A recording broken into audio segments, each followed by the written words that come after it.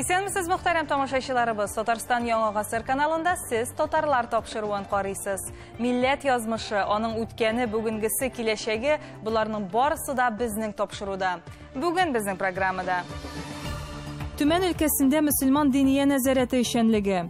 İslam dini bizdeki grup гадәтләребезне, татар теленең татарларны бер-бире белән җыентыклый. Кукмара районы Балыклы авылы тарихы. Әмма ләкин бу авыл турында без бөтен нәрсәне белеп бетердек дигән сүз түгел әле. Һәр ел сайын яңа мәгълүматлар табылып тора. Туган җирләренә мәдхия. Байрам безгә, художникларга, без күрсәтәбез эшләребезне, рәхмәт сезгә. Ульяновск шәһәрендә узган халыкара кинофестиваль мөһим мәсьәләләрне ачты. Film бик ошап бетмәде. Менә безгә безне иретерлек, халыкны иретерлек нәрсә күренмәде монда. Гибрәт алырлык нәрсә булмады монда. Кырымда Сабан туе. Татарстан Республика Дәүләт Советы хөкүмәте исеменнән һәм шәхси үзем сезне иң матур бәйрәмгә Сабан туе белән тәбрик итәм. Тапшыру азагында тарихи кадр сәхифәсе.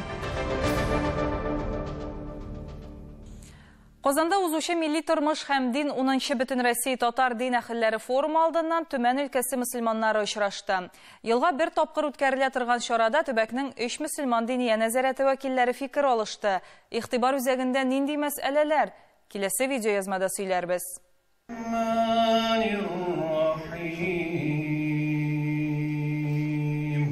Төмән өлкәсе мөселманнарының очрашуы Коръән сүрәсе әйтүдән башланды. Менә инде 4 ел дәвамында Рамазан ае төгәлләнүгә төбәк мөселманнары диния нәзарәте дин әһелләре өчен татар мәдәнияте үзәгендә тантаналы кабул итү очрашу оештыра.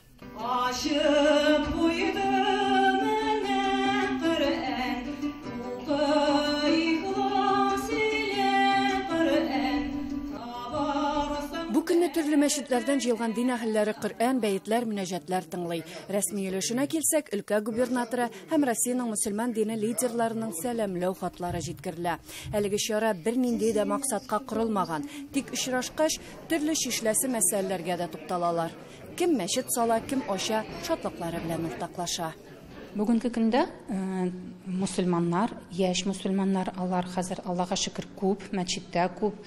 Алар ислам диненә килеп, ислам динен өйрәнеп, аңлыйлар, что татар традициялары ислам белән бергә алга баралар. Алар үзенең балаларын татар теленә өйрәтәләр. Оештыручылар 300-гә якын халык җыелыр дип уйламаганнар. Бу мәчетләргә йөрүче халык саны арту турында сөйли.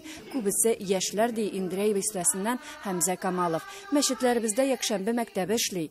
Балалар, хатын-кызлар, ир-атларга аерым укытабыз. Әйе, Төмән өлкәсе мөселманнары диния нәзарәте җитәкчелегендә төбәктә 18 якшәмбе мәктәбе эшли. Аларның максаты ислам динен таныту, гарәп теле өйрәтү, йолаларыбызны саклау. Хәзер безнең авылдагы мәчеткә яшьләр гәнәри. Яшьләр безнең алар көндез эштә, иртәгесен иртәнге намаз менә әйтеп куям, иртәнге намаз башлана тайма, по расписанию менә хәзер безнең 2 таунда иртәгесен. Мәсәлән, төнне 2 таунда яшьләр килеп намаз укыйлар. 20-дән ашу менә бүген булды безнең 16 кеше иртәгесен. Иң карты булды менә мин 59. Калганнар бөтен яшьләр. Чарада сәхнәдән чыгышларны русча, гарәпчә яңгыратсалар да, очрашу татар телендә барды. Ислам дине гореф-гадәтләр, ана теле бер-берсеннән аерылгысыз ди катнашучылар. İslam dini bizdeki grup гадәтләребезне, татар теленең татарларны бер-бире белән җыентыклый. Менә бер иргә сыя. Безнеке ислам һәм татар халкы аларны отдельно итеп, аерым итеп карарга ярамый. Без татар телебезне саклап калсак, безнеке динебез сакланып кала. Дөньяви властьларыбыз безгә яхшы карыйлар. Безгә ярдәм бирәләр. Безгә только монда гыйбадат кылып кына яшәргә кала. Әлеге очрашуда катнашучыларның күңелен балаларның чыгышлары яулады дисәк дөрес булыр. Тик алар ислам диненә булган мәхәббәтләрен әлегә ана телендә яңгыратмыйлар. Тавром с ленью ты борись, и Аллаху подчинись. Ләйсәнә Садретдинова, София Хайруллина, Татарлар, Төмән. Шөкер, республикабыз авыллары тарихы барланып, алар турында китаплар әледән-әле басылып тора. Кукмара районының Балыклы авылында бу эшкә шактый еллар элек алыналар. Бик күп кешеләрнең хезмәте кергән басма ниһаять авыл халкы кулына килеп иреште. Бик бай эчтәлекле китап. 3 гасырдан артык тарихлы авылның энциклопедиясы дисәң дә артыру булмас. Балыклыда, туган авылында хәбәрчебез Фәнзилә Салихова булып кайтты.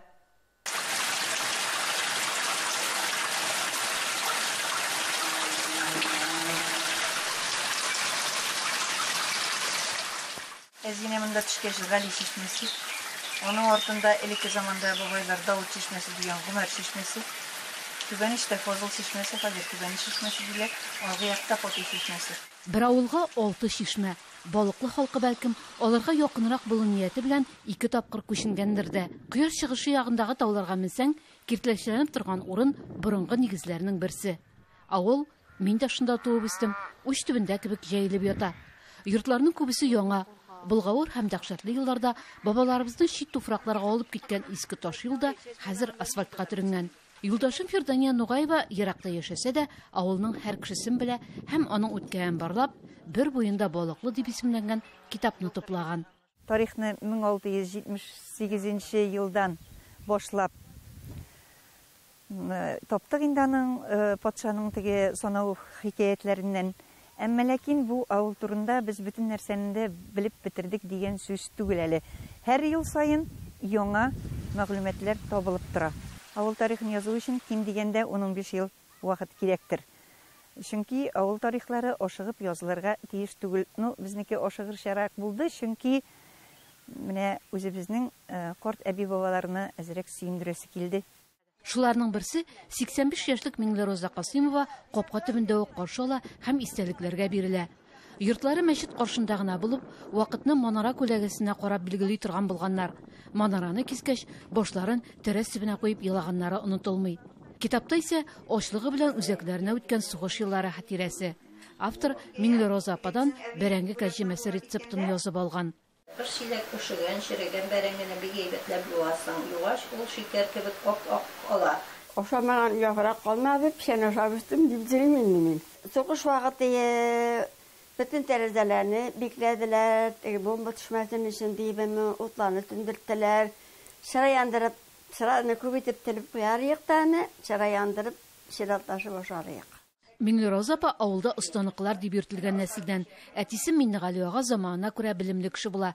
Тегермән корып, бөтен тирә-якка он тарттыра. Балыклы халкы күп һөнәрле. Элек-электән калайчылары, итекчеләре, шәлчеләре, мишчеләре, балта осталары белән дадлыклы. Иратлар кышынчана тартып, йөзгә чыгып китә торган булганнар. Әтиләр бабайлар самавышлар булган бигем. Бөгел самавыр тугы килеп кайнап тыйлар. Бу чына хәтле су тугы булмаса, монда бу ялганган җире ярып чыга дип әйтә. Илшат Шакиров балыкның иң борынгы өлеше Шишмә урамында яши. Хәер, авылдаларны тактадагы язулардагыча түгел, халык теленә кергәнчә аргы як, кибет арты, иләк, мәчет урамы дип кенә җибәрәләр. Балыклы кабат мәчетле, манарасыннан 5 тапкыр азан яңгырый. Намаз узган көтеп ишеккә узабыз. Монда да сүз китапка кагылып ала. Без әле әби-бабаларыбыздан ишетеп үстек. Яшьләр инде укып белсеннәр диләр. Роберт Дәүләтчин белән Дәрис Илһамов. Балыклыда капкалар ябылмый. Бу кунакчылык билгесе дә, күрше тирәгә ышану да, кешедән яшерә торган кыек гамәлләре юклыгына дәлил дә. Гомумән авылым халкы бердән, тарихны күптән барлый башлаганнар. Раушания Нәҗипова бу эштә Ильяс урта мәктәбен җитәкләгән авылдашыбыз Гомәр Хаҗиевны зур ихтирам белән искә ала. Ул bütün укытучылар коллективын, укучылар коллективын шушы эшкә тарта билде. Һәр бер өйдә булып, өлкәннәр белән сөйләшеп, хатирәләр язып алып, кул язма китап формасында ул тупланды. Иң беренче Гомәр Хашимовның хыялы иде. Ул имеш-мимешләр генә булып калмасын, документлар белән раслансын, фактлар белән раслансын иде дип теләде. Булар тормышка ашсын өчен Раушания архивларда утыра, авылыбызга аның кешеләренә кагылышлы документларны таба, аларның күчермәләрен ала. Китап китердем. Алланың рәхмәте белән чыкты безнең бу китап. 830 битле 3 килодан артык авырлыктагы саллы басманы Урал хуҗалыгы җитәкчесе Газинур Хәбибрахманов та куанып һәм кызыксынып бактыра. Язу кирәклеге турында сүз чыгы белән хуплап күтәреп алучы һәм ярдәм кулын сузучы ул. Хуҗалыкта инде эшләр әйбәт барганлыктан, хуҗалык астында акча булгач, халыкка ярдәм итеп тә була. Шушындай китаплар чыкканда хуҗалык хисабына күтәрә ала барысындагы. Бер китапны бастыру 3000-га төште. Моның инде үзебезнең авылда яшәгән һәр хуҗалыкка берсен бушка өләшәбез. Китапны алып кайту Сабантуй көненә туры килеп, кунакка кайтучылар өчен дә үзе бер вакыйга булды. Араларында читкә киткәннәрнең нәкъ менә шушы китапны язу дәверендә табылган нәсел дәвамчылары да бар иде. Өем бер көн эчендә күзгә күренеп кимеде. Яше карты килеп ала торды. Язучылар да, тарихчылар да түгел. Без бары авылыбызны яратучылар диләр авторлар.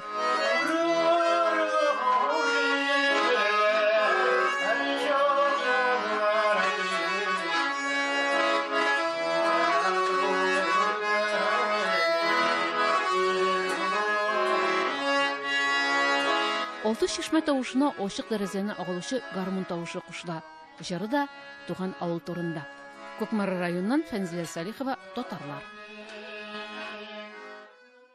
Талантлы милләттәшләребез бөтен дөнья буйлап сибелеп яши. Санкт-Петербургта яшәүче татар рәссамнары Казанга килде. 3 зал тутырып сәнгать әсәрләрен алып килгәннәр. Күргәзмә ТАССРның оешуына 100 ел тулуга багышлана. Бирдә 11 рәссамның 40-тан артык хезмәте тупланган.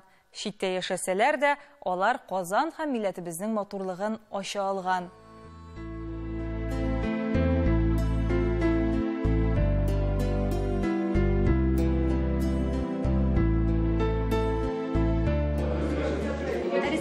Питердан килгән безгә иҗатлашлар име.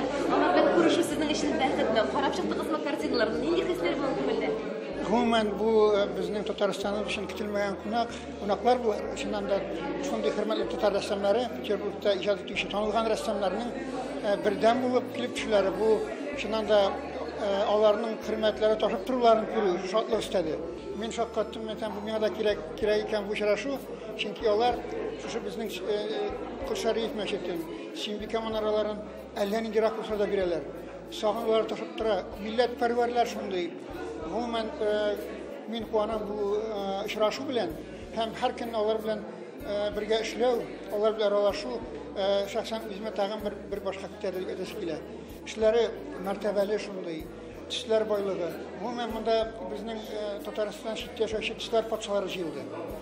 Эшләре birinci karab turuğa jalip iteler hem işine bitirip alıp iteler. Düşler baylığı, kompozisyadağı uğuşlu tabışlar umumen bu bizim ressamlar için zor mertebe hem zor ahlaki ders. Şu күргәзмәнең aslı нәрсәдә күптәннән туган идеяме бу? Шуннан да менә безнең Санкт-Петербург шәһәрендә 30-га якын татар художниклар яшәп, рәссамнары эшләп киләләр. Без алар белән даими элемтәдә торабыз. Һәм менә тагын шусы кызык, безнең үзебезнең даими вәкиллекнең матур гына бинасы бар. Һәм без анда шушы художникларны аерым-аерым шайтыр аларның күргәзмәләрен анда куеп килдек. Һәм менә шушы идея белән без чыктык үзебезнең мәдәният министрлыгына, аннан соң без чыктык Казан Кремльнең җитәкчелегенә һәм Аллага шөкер алар безне кабул иттеләр. Чыннан да менә шушындый безнең милли байлыгыбыз, безнең милли геройларыбыз дип атар идем мин аларны. Чөнки ни генә әйтсәк тә алар менә үзебезнең тарихи ватаныбыздан читтә һәм дә еракта торып, җан тәннәре белән шушы милләтебезне күтәрик дип, милли матурлыгыбызны халыкка җиткерик дип, шулай торып яшиләр, шулай торып ашкыналар. Һәм менә аларны безнең кешеләргә дә күрсәтәсебез килде. 30 ел инде менә Санкт-Петербургта торам, анда укыдым, академия бетердем. Казанга кайткан сайын нинди хисләр? Минем өчен Татарстан ул минем туган республикам. Минем әти-әниләр, хатыны, ул да Түбән Камадан. Бу минем урыннар инде. Нинди хисләр белән ясыйсыз Казанны менә картиналарыгызда? Казан сезнең өчен нинди матур, нәрсә белән матур ул Казан? Хәзер инде икенче Казан. Мин монда 82-86 елда тордым. Икенче шәһәр булды. Хәзер инде бик яхшы шәһәр. Халык бик яхшы. Без беләбез бит. Без татарлар.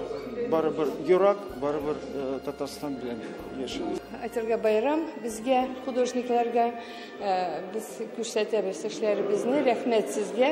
Бирдегез безгә шундый возможность этергада. В стенах этого центра Эрмитаж Казани я представляю петербургских художников, 11 художников с выставкой «Незримые узы с родиной. Приехали те, кто родился в Татарстане, и благодаря этому, в общем-то, в памяти с детства остались родные места, где надо отдать должное еще чувство благодарности дирекции Казанского Кремля, которая, в общем-то, этот проект помог это осуществить. И будем очень рады казанцам, гостям города Казани, если эта выставка останется у них в памяти, отражена в книге отзывов.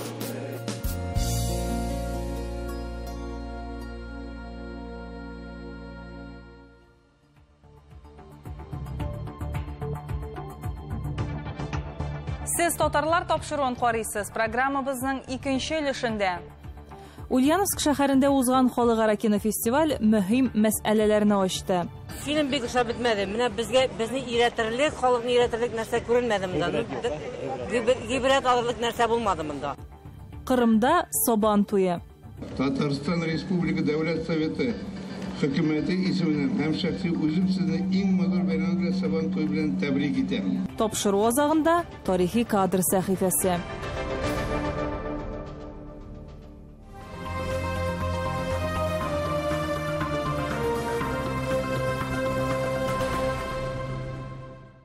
Ульяновск шәһәрендә СССРның халык артисты Валентина Леонтьева исемендәге халыкара кинофестиваль тәмамланды. Фестиваль кысаларында моннан 2 ел элек Ульяновск шәһәрендә төшерелгән нәфис фильмда беренче тапкыр тамашачыларга тәкъдим иттеләр. Шунысы игътибарга лаек. Картинада катнаш никах мәсьәләсе күтәрелә. Анда Россиянең танылган актерлары белән бергә Ульяновск татар мәдәният үзәге хезмәткәрләре дә уйный. Киноны төшерү мизгелләре һәм аны караганнан соң туган фикерләр турында Рамис Сафин бәян итәр. Кем әйтмешле, яңа гына табадан төшкән фильмдагы вакыйгалар моннан 20 ел элек бара. Россия халкы яңа 2000 елны каршы алырга әзерләнгән бер мәл. Халык ашыга каударлана, кемдер кибеттән кайта, кемдер бүләкләр ала, кайсылары инде урамда ук бәйрәм итә башлаган. Кремль курантлары сугып, яңа гасырга, аяк басырга санаулы сәгатьләр генә калып бара. Шушы көннәрдә генә туган исемсез баланың әти-әниләрендә яңа ел кайгысы да, бәйрәм кәефе дә юк. Урамда көн салкын булса да, Сембернең үзәк урамнарының берсе Гончаров урамында кызу эш кайный. Башка көннәрдә кайнап торган урам машина, трамвайлар тавышыннан тынып калган. Төшерү мәйданчыгында режиссер тавышы гына ишетелә.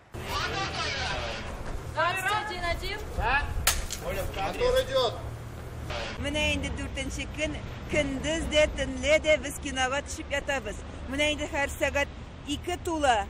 Әле без өйгә кайтмаган.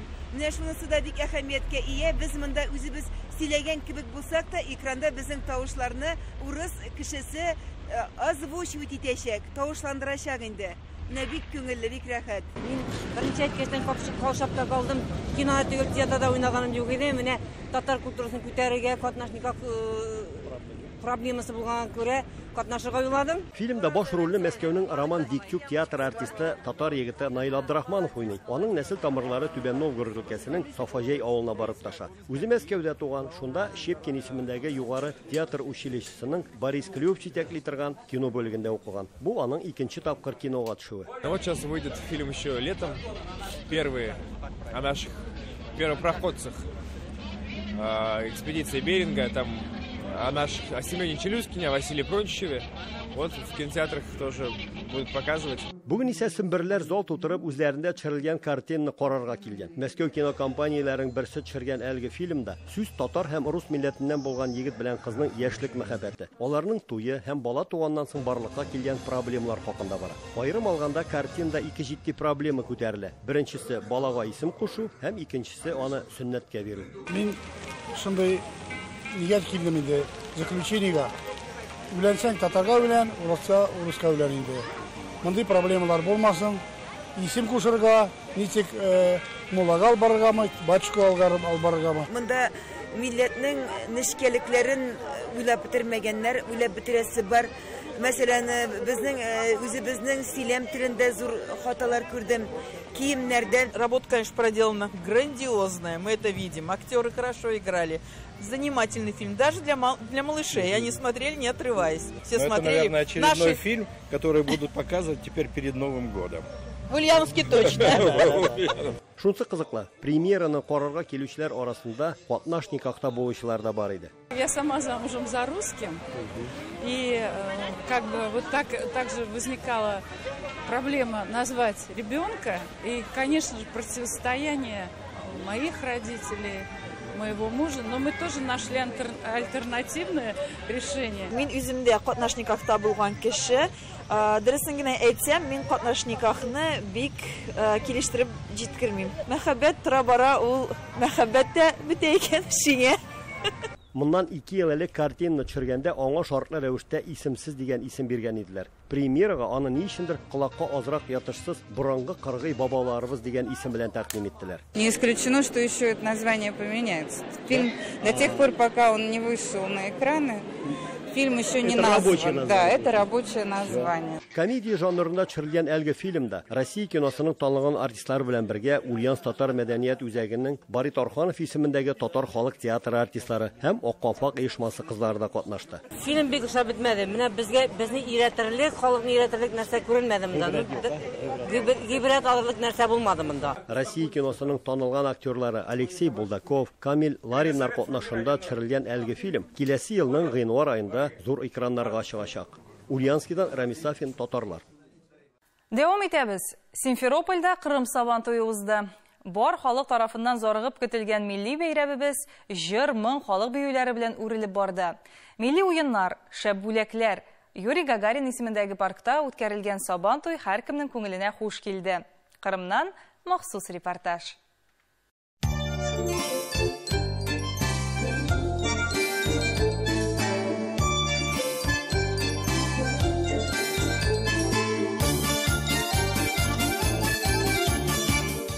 Кырымда Сабантуй даими кунак. Симферопольдә ел сайын узучы милли бәйрәмебездә катнашыр өчен милләттәшләребез бөтен ярым утраудан җыела.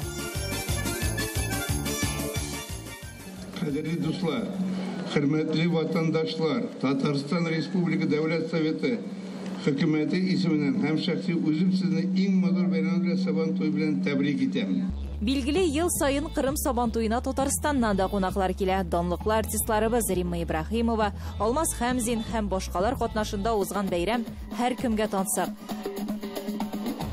Татар мөхитен туярга, җыр моңыннан рәхәтлек алырга халкыбыз Симферопольнең Юрий Гагарин исемендәге паркына җыелды.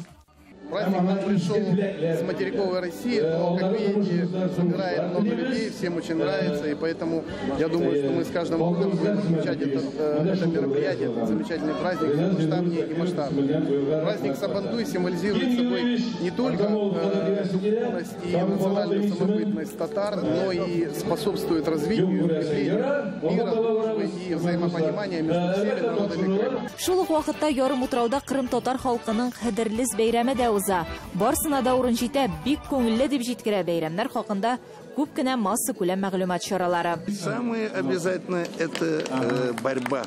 За победителю батру дают обязательно баран. Ну, а баран – это просто символ.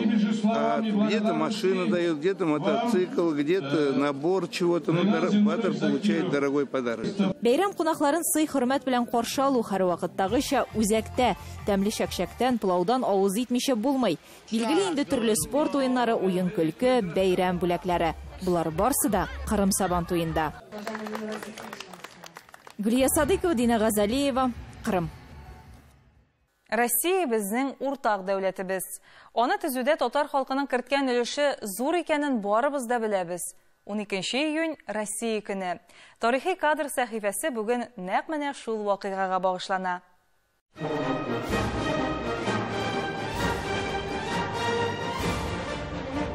12 июнь Россия көне. Икенче төрле әйткәндә Россиянең туган көне. Бу көнне без уникаль тарихы, бай мәдәни һәм рухи мирасы булган ватаныбызны олылыйбыз. 1990 елда РСФСРның дәүләт суверенитеты турында декларация кабул ителә. Демократик дәүләт төзү дә нәкъ менә шушы елларда башлана. Ил Россия Федерациясы дип атала башлый. Россия президентын сайлау буенча ачык рәвештә халыкара сайлаулар үтә. Ул вакытта Борис Ельцин җиңеп чыга. Әгәр без бүген 12 июньне көтеп алып ял итәбез икән, моңа 1994 елда кабул ителгән указ сәбәпче. Тора-бара бәйрәмнең атамасы да үзгәртелә. Баштарак ул бәйсезлек көне дип атала. 2002 елга кадәр ул Россиянең дәүләт суверенитеты декларациясын кабул итү көне була. Аннан соң Россия Федерациясы президенты Владимир Путин тарафыннан Россия көне дип игълан ителә. Бу көнне баш калада Россия шәһәрләрендә бәйрәм концертлары, төрле чаралар оештырыла. Россия Федерациясы президенты тарафыннан дәүләт премиялары тапшырыла. Кызыл мәйданда рәсми һәм бәйрәм рәвешендәге чаралар үткәрелә.